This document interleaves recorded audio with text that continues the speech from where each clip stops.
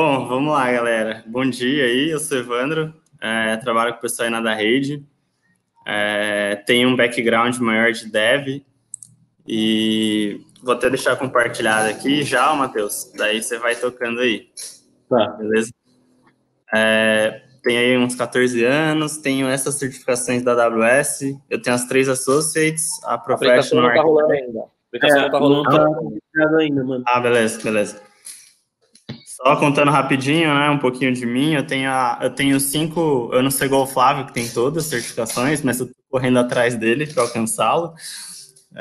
Eu tenho as 3 Associates, Dev, SysOps e Arquiteto, e tenho a Prod Solutions Architect, estou estudando agora para DevOps Engineer, para tirar a DevOps Engineer. Das que eu fiz, cara, no meu caso eu achei a Developer mais tranquila, mas mais por conta do meu background de Dev.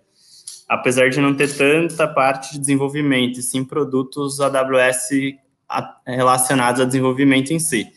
Mas, assim, eu achei a Solutions Architect a mais difícil. Eu achei, inclusive, a SysOps mais fácil que essa, viu, Flávio? Na minha opinião. Do que a prova de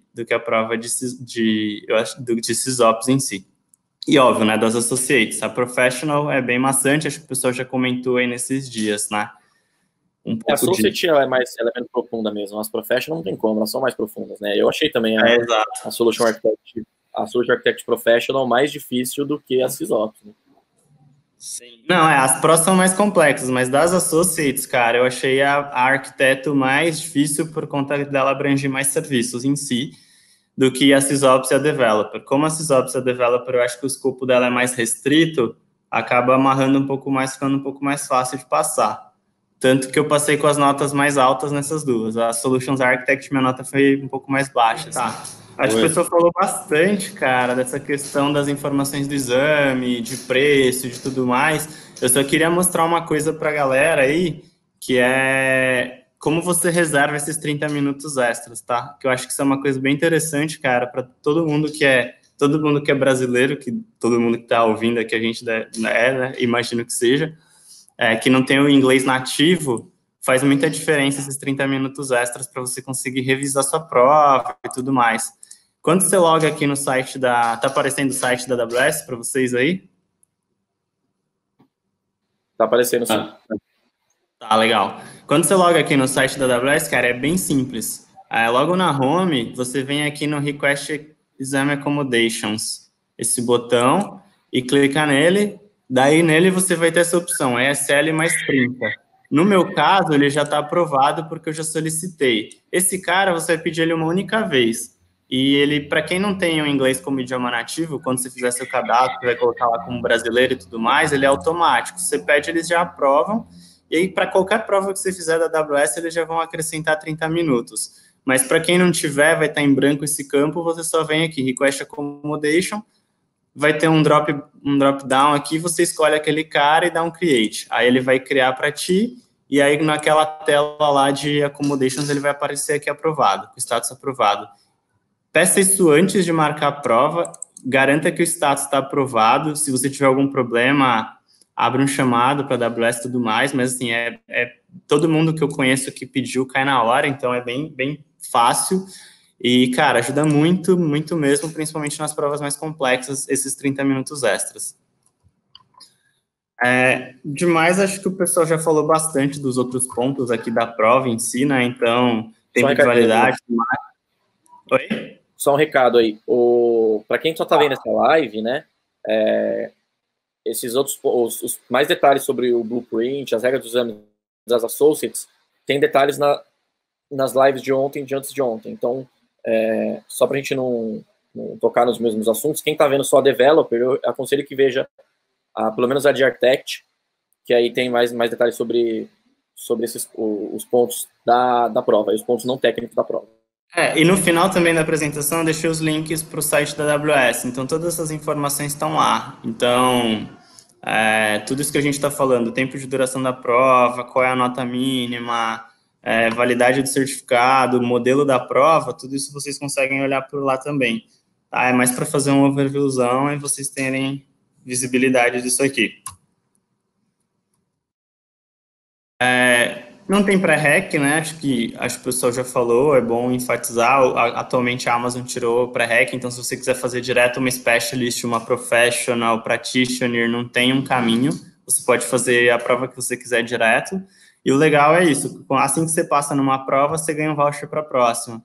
Então, você consegue pegar desconto nas próximas provas. Acho que é uma forma também de te motivar a ir atrás de outras certificações. E, cara, developer, o público-alvo dela é não só para desenvolvedor, mas para quem trabalha principalmente assim, com stack serverless na AWS. Eu acho que o foco maior dessa prova é essa stack serverless. Pelo menos a minha prova caiu bastante disso, dos serviços serverless. Os serverless, resumindo, são serviços que você não tem um servidor por trás. Então, acho que EC2 é uma coisa muito familiar, que todo mundo está familiarizado, que é uma máquina virtual na Amazon. Você controla o sistema operacional e tudo mais. Quando você fala de serverless, você não tem isso. Você tem um serviço gerenciado que te entrega alguma coisa. Então, por exemplo, você tem o Dynamo, que é um banco não relacional gerenciado. Você não precisa se preocupar em provisionar infraestrutura para ele, esse tipo de coisa. Isso é tudo automatizado. E a gente vai falar um pouco mais aqui para frente desses serviços. Opa! Dá um ocultar aí no texto do ocultar aí, na apresentação. Foi mal. Boa. Já foi. Bom, esse aqui, falando um pouco da prova em si, da prova de developer, essa aqui é o overview da prova. Ela é segregada em 5 domains, né?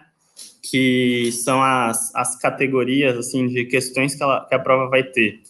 Então, deployment, domain 1, deployment, corresponde a 22% da prova. O que vai cair nessa parte? Vai cair tudo relacionado a como você fazer uma esteira de 6CD, por exemplo, na AWS. Para quem não está familiarizado com 6CD, é Continuous Integration, Continuous Deployment.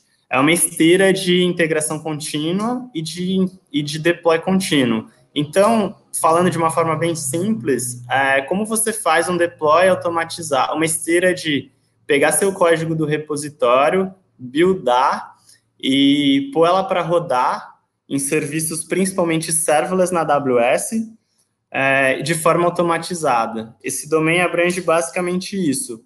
E aí ele vai incluir as stacks de 6CD da AWS, que daqui a pouco a gente comenta um pouco mais delas. Vai incluir o Elastic Beanstalk, também é um serviço que cai bastante, que eu já entro um pouquinho no detalhe dele. E vai incluir bastante a parte de serverless, de como você fazer o deploy, por exemplo, num Lambda, num Beanstalk, num ECS, num container. Pessoal, só dando uns 50 centavos aí com relação a essa questão do 6CD, principalmente que tem bastante galera de infra participando sempre. Esse tipo de solução, de implementação, né, apesar de não ser tão novo assim, ele tem sido cada vez mais facilitado, né, com um monte de soluções prontas, como as soluções de deployment da própria AWS. Mas para quem não tem esse conhecimento, é algo como eu pegar o código, né, que o desenvolvedor está fazendo, sempre que a gente tiver um gatilho ali, seja uma nova versão do software, ou de tempos em tempos, ou mesmo startado quando o desenvolvedor ou quando alguém quiser, eu pegar esse código, compilar o código, talvez entregar no ambiente de desenvolvimento ou no ambiente de homologação, talvez até fazer os próprios testes de validação para ver se esse código não tem bug, se ele não tem vulnerabilidade, se ele não tem nenhum problema de performance, talvez a gente conseguiria automatizar tudo isso. Apesar que isso ainda não é uma coisa... A Amazon tem serviço para isso, mas ainda não é um pré-req da prova. Exato, assim, essa parte de inspeção de código, eles não demandam isso ainda para a prova, né? Mas pode ser que no futuro próximo eles acrescentem isso aí. Exato, e aí dali, por exemplo, ter talvez um fluxo de aprovação, onde um gestor, ou o chefe de desenvolvimento, ou o próprio pessoal do departamento de infra ou de segurança aprova, simplesmente aprova ou não, aí é uma opção de como vai ser a esteira, até mandar no ambiente de desenvolvimento. Trocando em miúdos, tendo servidor ou não, né, sendo serverless ou não, a gente pode automatizar tudo isso, levar para o ambiente de homologação e produção, sem ter que pôr a mão em sistema operacional, sem ter que logar em nada, sem ter que logar via terminal service, nem SSH em nada. Então, a sacada é essa, assim, a gente automatizar esse fluxo de modo que venha desde o desenvolvimento até a entrega em produção, de forma automática, sem ter necessidade de interação manual ou de alguém ter que ter o acesso ali na própria plataforma, né? Perfeito, é isso aí. E a ideia da Amazon é cada vez mais dar poder aos desenvolvedores, né? Então, principalmente nessa prova, acho que isso fica muito evidente. Essa questão de tirar um pouco essa dependência da infraestrutura e focar muito mais na questão de provisionamento via código e via serviço gerenciado. Acho que na DevOps em si vai mais a fundo ainda nesse ponto. Mas nessa aqui ainda cai uma parte superficial, no que também envolve a questão de CloudFormation, que é como você provisionar a infra como código dentro da AWS. Assim. Para quem não conhece, o CloudFormation seria análogo a um Terraform, por exemplo, a uma solução que você consegue provisionar recurso via código. Continuando, aí tem a parte de segurança, que corresponde acho que é o segundo maior domain da prova, né? Tem a parte de desenvolver com serviços, que é a próxima, mas a parte de segurança cai bastante coisa também. A parte de segurança, ela foca muito em como você chama as coisas da AWS de forma segura, como você coloca criptografia nos seus serviços, nas suas chamadas, tanto como a criptografia em trânsito, quanto no final, que é o que eles falam de in transit e at rest, né?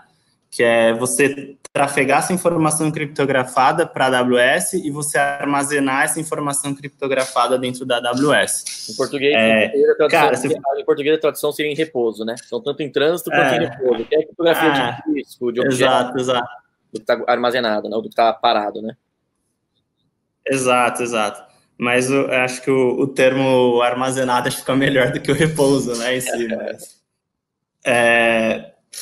cara, se eu fosse falar os serviços, pelo menos na minha prova, que mais caíram com relação à segurança, eu focaria muito no STS, na parte de token, no KMS, que é um serviço de keys da AWS, e o Cognito, que é um serviço de autenticação de usuários, enfim. Eu focaria em estudar basicamente esses serviços para essa parte de segurança, e aí tem alguns detalhes que nos próprios cursos de AWS, que depois a gente até recomenda, o próprio material, a AWS tem até algumas coisas que seria legal também recomendar para estudar, que é, por exemplo, como lidar com criptografia no S3. Eu acho que toda prova, todo mundo que fez a developer teve alguma questão relacionada à criptografia no S3. Que tipo de chave, se você pode usar uma chave da S3, uma chave customizada sua para criptografar seus dados.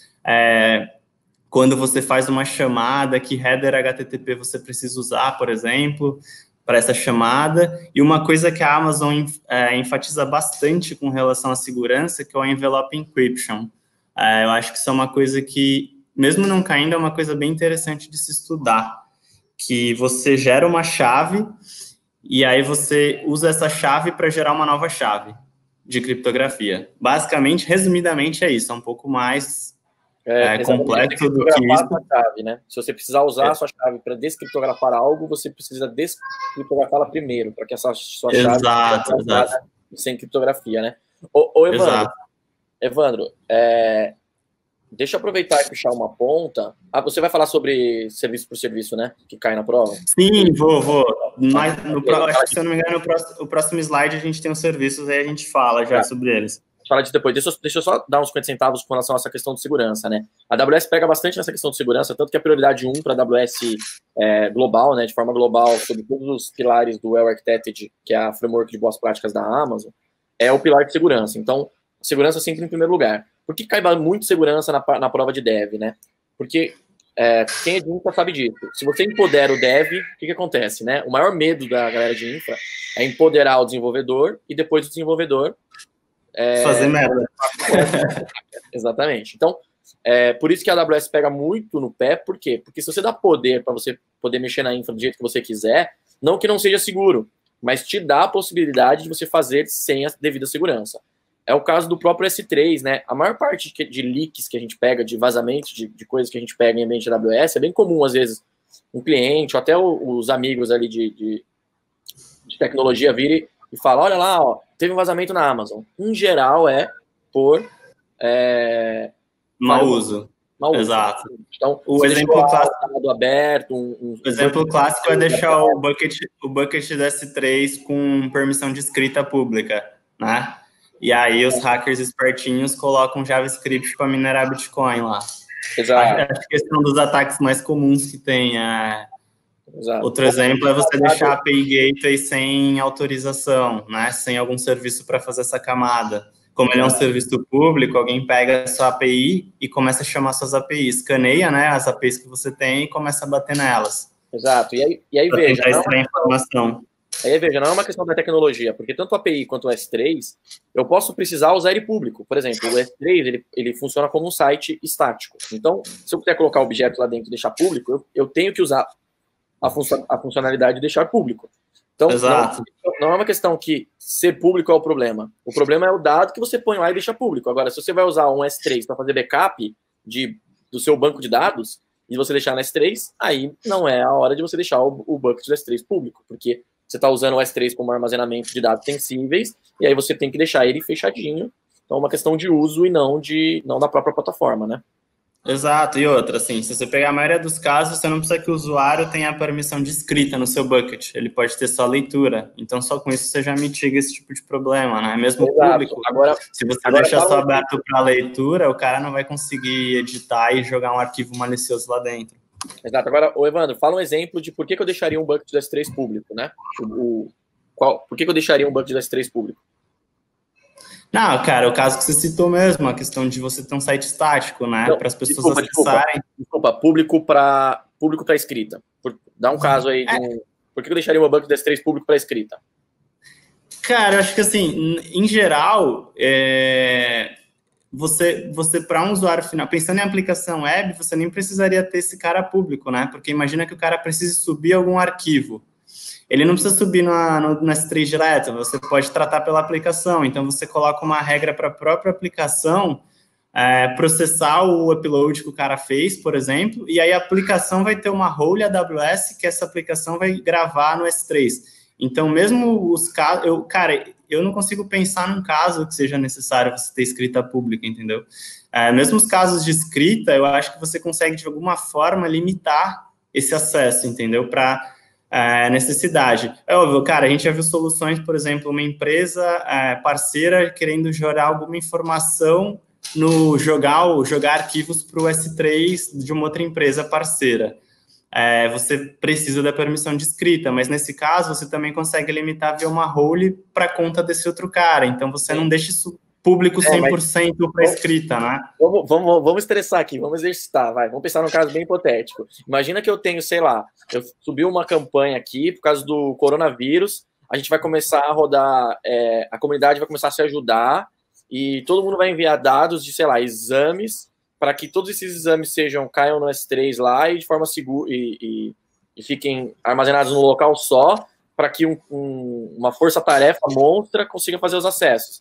Poderia ser uma aplicação onde deixaria um bucket do S3 público para quem quisesse jogar os dados lá dentro. Sei lá, um caso bem hipotético, mas seria um uso, né? Eu não faria dessa forma, eu faria de outro jeito, mas seria um método, né? O que eu quero dizer a funcionalidade existe.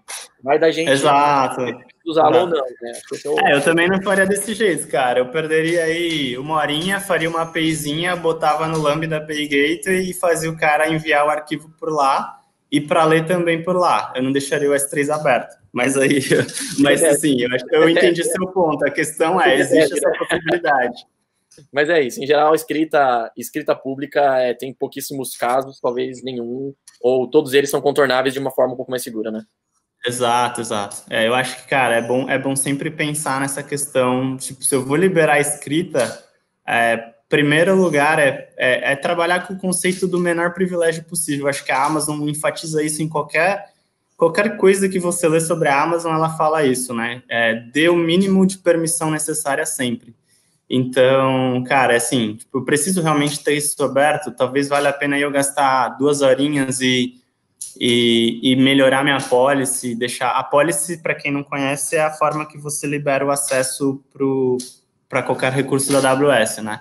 Então, assim, melhorar minha policy de uma forma que mesmo que eu gaste um tempinho interno para desenvolver algo, mas não dar o acesso direto, ou, cara, eu preciso dar um acesso para o parceiro, o projeto está atrasado, cara, então vamos pegar, sei lá, o IP que esse parceiro vai acessar e botar uma regra só para esse cara acessar, ou vamos pegar a conta da AWS desse parceiro e permitir acesso só via a outra conta dele, entendeu? Tentar restringir o máximo que a gente puder, justamente para evitar esse tipo de leak que a gente vê que acontece bastante.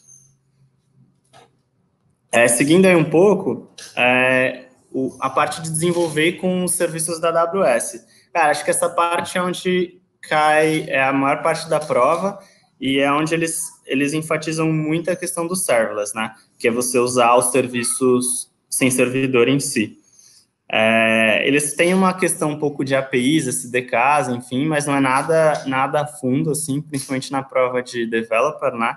É mais você ter conhecimento, ter ideia desse tipo de coisa, mas eu acho que não é um skill tão necessário. Ô, Evandro, aí acho que cabe uma pontinha, por exemplo, de repente a gente falar e entender um pouco, quando a gente falou na primeira apresentação que a gente falou ali do que é cloud, né, o nosso entendimento de cloud, tem lá aqueles 3 itens, né, pague pelo que use, com a menor granularidade possível, estruturas virtualmente infinita, né, eu posso escalar ela quanto quiser desde que eu tenha dinheiro para pagar, e o terceiro item que é tudo 100% automatizável, né, tenho API para tudo, posso integrar, posso automatizar.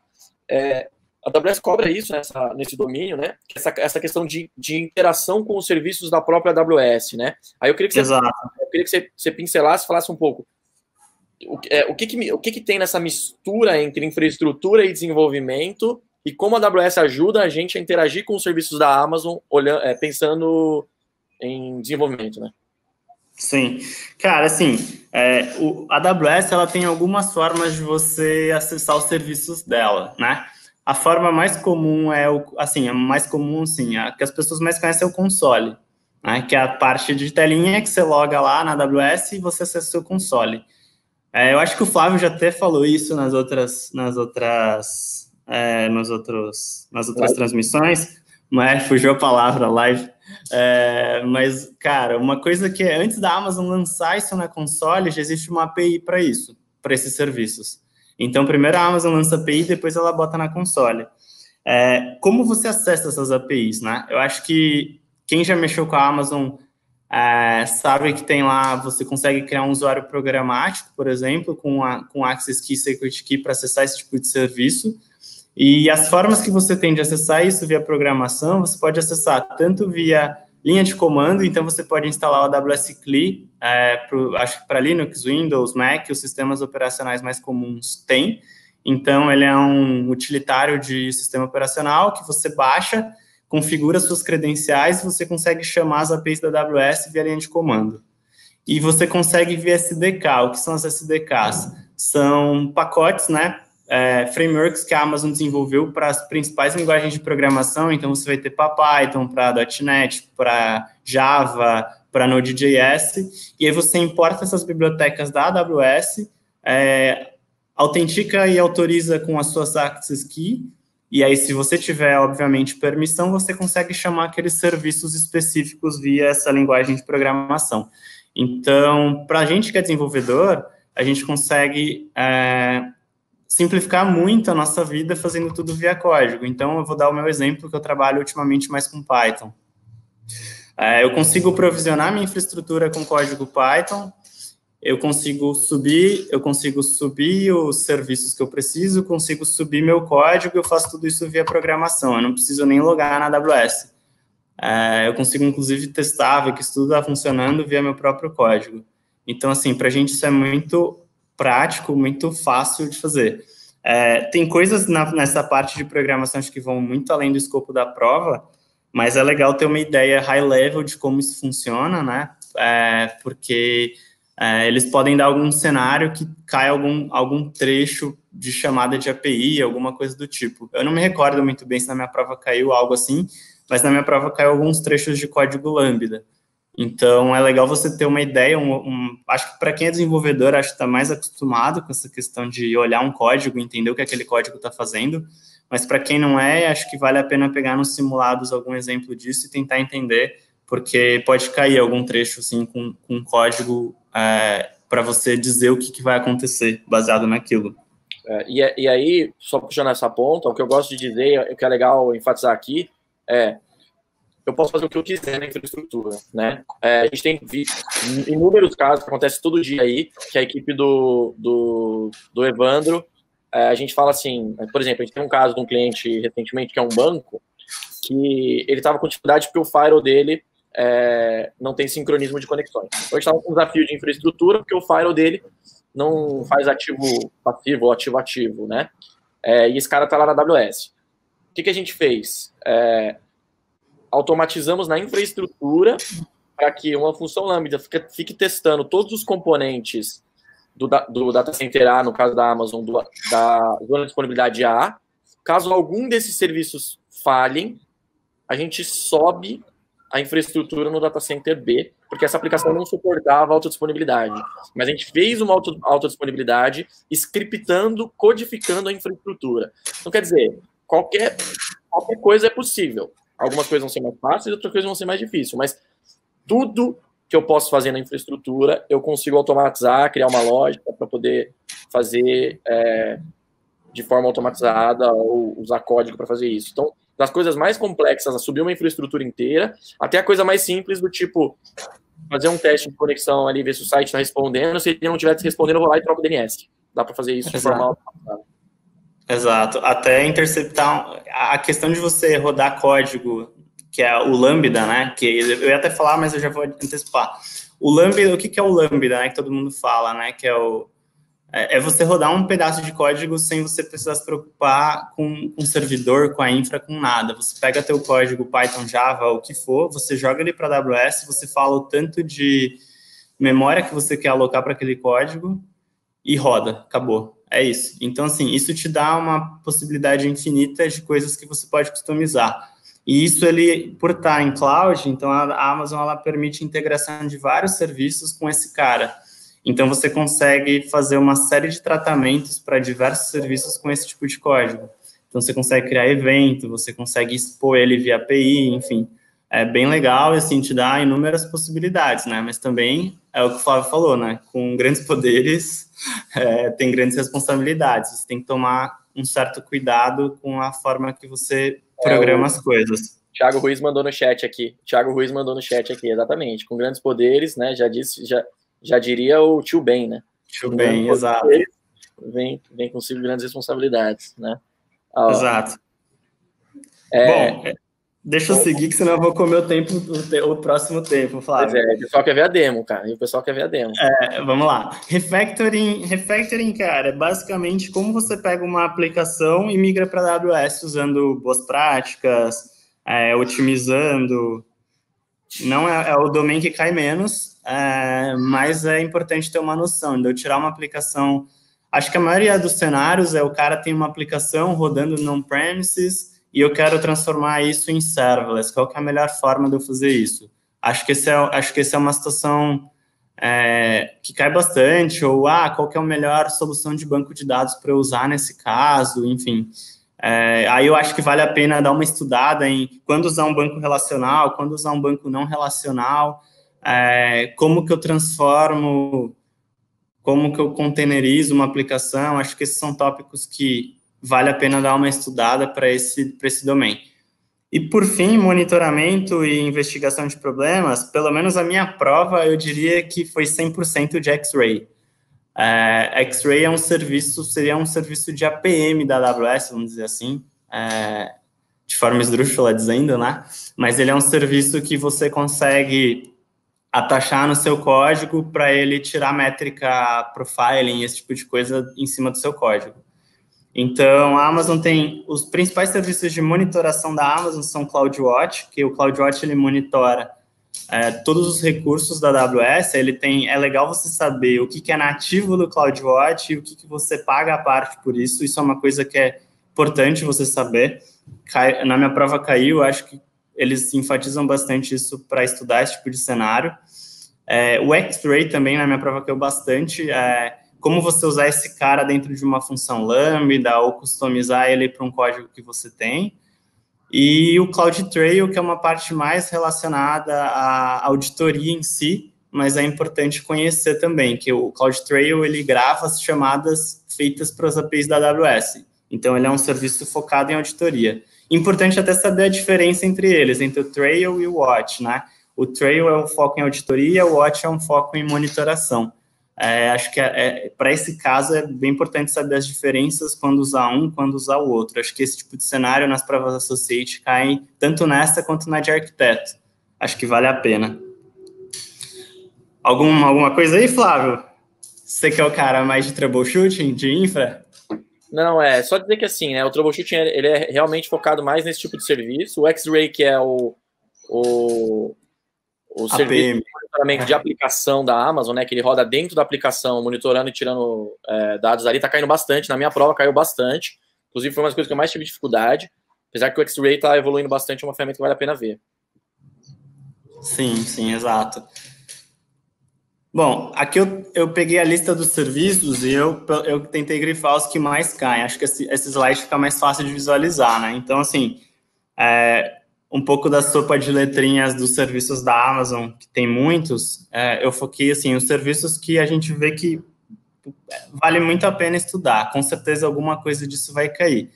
EC2, porque eu acho que o EC2 ele é um serviço básico, ele vai cair para qualquer tema, né? Então, assim, qualquer tema de qualquer prova, eu acredito que alguma coisa de EC2 vai cair, então precisa estudar. O Lambda, que é a parte de serverless de computação, então o Lambda, ele é o código, né? A função como serviço. Então, você rodar um trecho de código sem precisar se preocupar com infra, com provisionamento. Você manda o código e roda. E o Beanstalk seria uma plataforma para você colocar seu código. Ele é um acelerador para desenvolvedor também, principalmente para os devs que não conhecem de infra. Qual que é a vantagem de você usar um Beanstalk? Eu, por exemplo, eu aprendi muito de infra trabalhando com o Flávio, assim, mas eu ainda sou bem júnior de infra, mas para um dev que não conhece de infra, qual que é a mágica do Beanstalk? O Beanstalk, ele provisiona EC2 por trás dele. Só que o Beanstalk, ele provisiona tudo o que você precisa. Então, ele vai provisionar EC2, Launch Configuration, Load Balancer, regra de segurança. Então, todas essas coisas que o desenvolvedor não conhece, ele consegue provisionar automaticamente, dando next, finish, e daí ele só vai sobe o código dele e está rodando já, seguindo essa parte de infra. Essa é a vantagem, acho que é o grande acelerador para o desenvolvedor do Beanstalk em si. Então, assim, para quem não conhece de infra, ele é um grande acelerador, porque ele provisiona todos esses recursos via Next. Não que seja tão complexo também via console, mas ele é mais fácil ainda. O S3 é o storage da Amazon, acho que é um file server da Amazon, né, gigantesco, então você consegue armazenar arquivos, né? Ele é a nível de arquivos, então, assim, ele tem diversas funcionalidades além disso. Você consegue hostear site estático, você consegue replicar, você consegue, enfim, gerar link autoassinado, enfim, para poder ter uma segurança. É um serviço que cai bastante, principalmente o que diz a respeito de site estático. A parte de criptografia, a parte de link autoassinado, acho que vale a pena estudar. E seguindo um pouco a parte de monitoração, CloudWatch, CloudTrail, e aí o X-Ray, que eu também comentei. CloudFormation também é um serviço que vale a pena, porque o CloudFormation, como eu disse um pouquinho atrás, é um serviço para você provisionar infra como código. Você define lá um YAML, e você manda esse cara, e ele roda, e você coloca lá as configurações que você quer, manda para a AWS, e a AWS cria os recursos da forma que você pediu. E aí ele tem uma série de coisas, de customizações, você consegue colocar expressão, você consegue colocar um CloudFormation se chamando o outro, você consegue colocar relações, você consegue rodar um CloudFormation. Ele criou um recurso, você pega esse recurso que ele acabou de criar, você passa ele como parâmetro para você usar em outro CloudFormation. Então, ele também é bem legal nesse sentido, você consegue criar muita coisa com ele, como código. Acho que IAM é básico da Amazon, que é toda a parte de permissão de acessos, tanto de policy quanto de role. É uma definição básica, assim, a policy é a permissão em si, né? Então, o que você está permitindo? Por exemplo, quando você dá lá um read-only access, você pega uma policy disso, e aí você dá essa permissão de leitura para uma pessoa. A role, ela é uma atribuição para serviços, então ela vai ter uma policy dentro dela, que é a permissão que ela vai ter, mas a role você vai criar como se fosse uma regra para o serviço da AWS usar esse cara. Então, isso também é uma forma que a Amazon recomenda muito, quando você usa serviços da AWS, você usar as roles para você evitar colocar credencial, deixar informação sensível dentro do seu código, porque aí a Amazon se preocupa com isso para ti, então você não tem que se preocupar com isso. O Cognito, que é um serviço de usuários, assim, resumidamente, né? Então, é um serviço para gestão de acesso, então você consegue fazer autenticação e autorização de usuários, você consegue federar ele com outras entidades de identidade, então você consegue, por exemplo, federar o seu Cognito com o seu AD, eu quero que meus usuários autentiquem via Gmail, então eu consigo federar com o Google o Cognito, e aí eu anexo o Cognito na minha API, e aí por ele eu consigo fazer com que os meus usuários loguem na minha aplicação via Gmail, por exemplo. O KMS, né, que é o serviço de chaves da AWS, acho que esse cara também é importante, principalmente na parte de segurança. Esses 3 serviços acho que são os que, sei lá, 95% da prova na parte de segurança, algo desses serviços vai cair.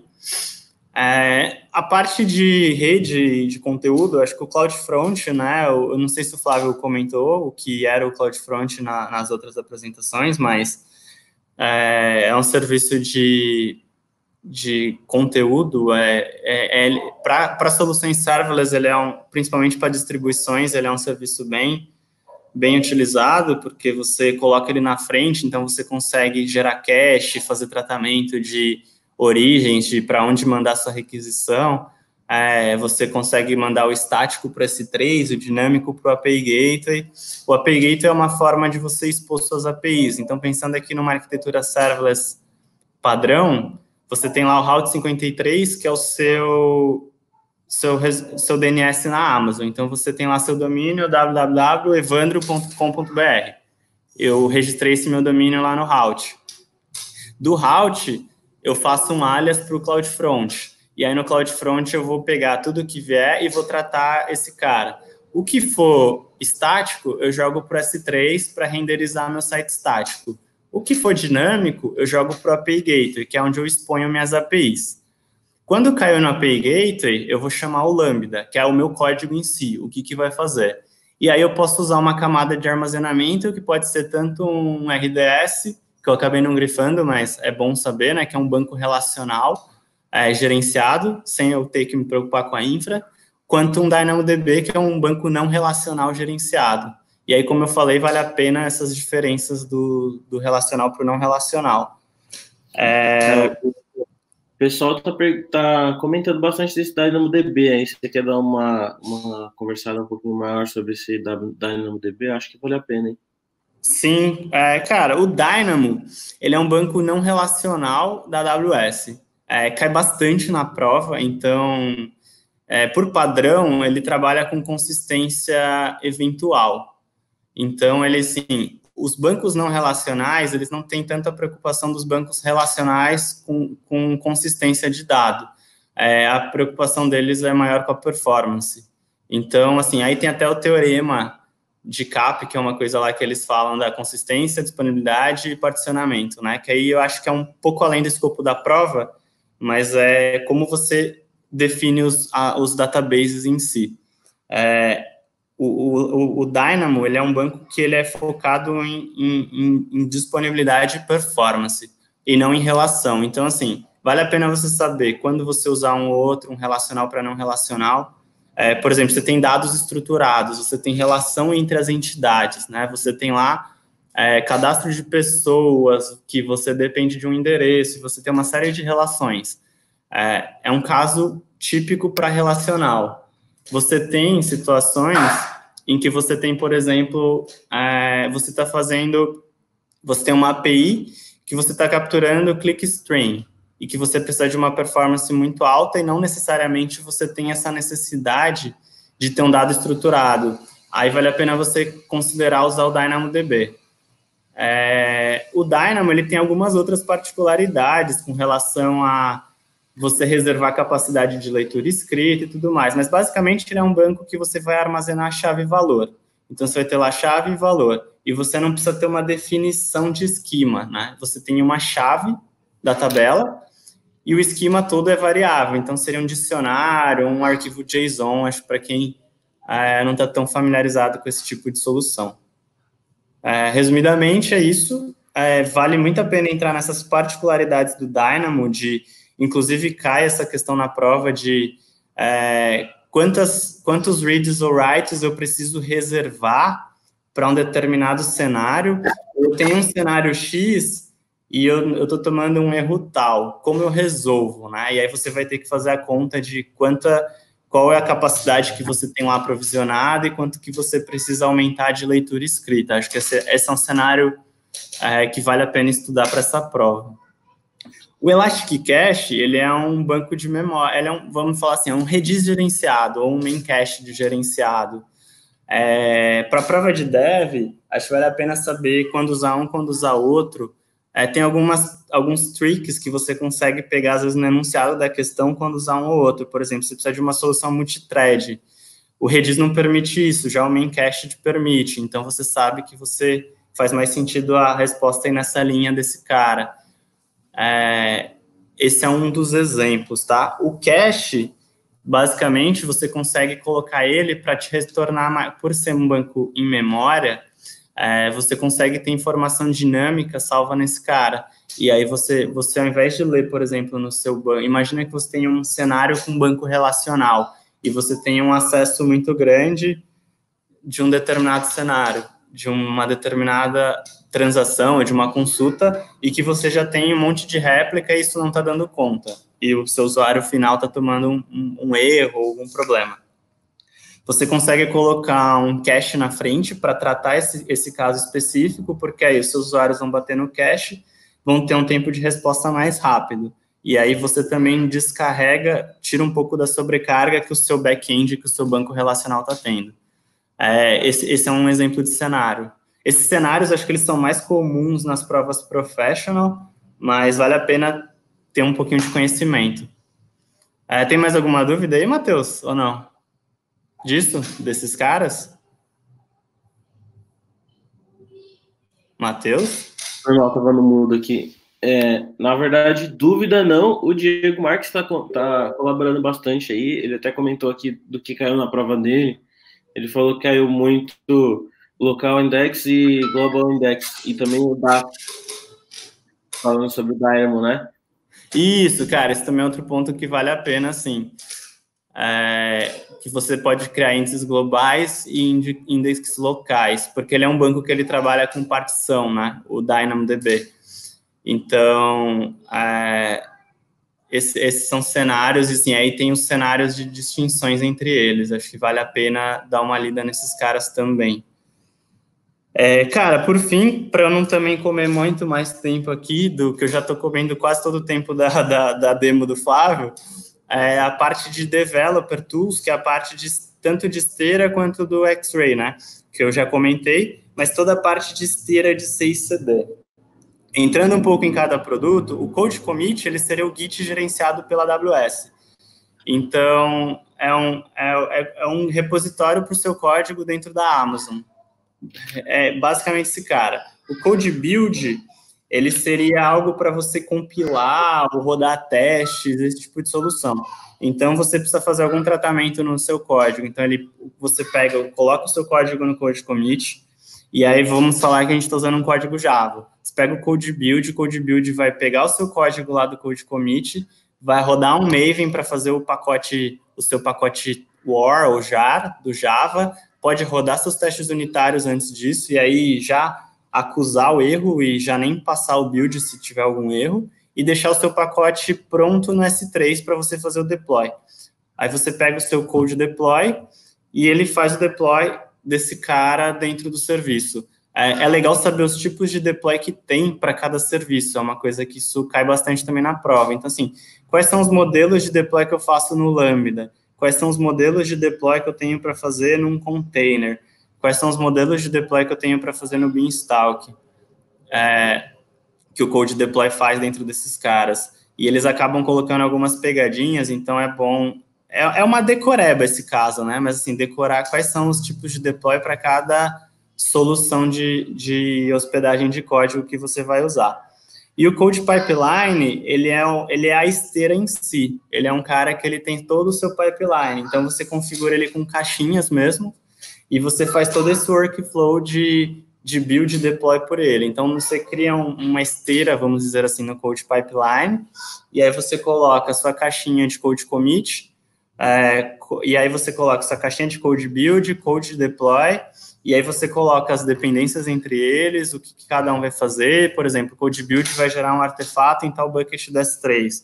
O Code Deploy vai pegar esse artefato e fazer um deploy num SCS. E aí, no próprio Code Pipeline, você também consegue colocar aprovação. Por exemplo, o Code Build passou os testes, terminou, eu coloco uma aprovação. Então, eu vou chamar um tópico que eu vou mandar um e-mail para o Flávio. Se o Flávio aprovar, ele faz o deploy. Se o Flávio não aprovar, minha esteira vai ficar em holding até o Flávio aprovar, no caso, né? Ou ele rejeitar e aí ele aborta o resto da execução, os demais passos, caso ele reprove o meu deploy.